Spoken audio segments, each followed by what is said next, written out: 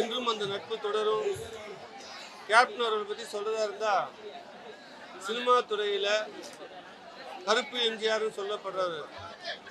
அது எல்லாரும் சொல்லலாம். உண்மையிலேயே அதுக்கு தகுந்த மாதிரி நடந்துகிட்டவர்.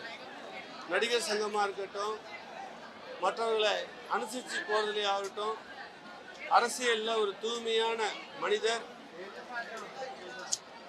ஒரு மக்களுக்கு அரசியல்ல எந்த எதிர்பார்ப்பும் இல்லாமல் உண்மையாகவே எத்தனையோ பேர் அரசியலுக்கு வர்றாங்க. அவர் சம்பாதிச்சதெல்லாம் எனக்கு தெரிந்தவரை சொல்றேன், அரசியலுக்காக எழுந்தது அதிகம், அவர் பெற்றது கம்மி. எதிர்கட்சி தலைவரா இன்னைக்கு நம்ம சட்டசபையில் உட்கார்ந்துருக்காரு. அப்போ கூட துணிச்சலாக கூட்டணியில இருந்தாலும் மக்களுக்காக குரல் கொடுத்தவர் கேப்டன், மறக்க முடியாது.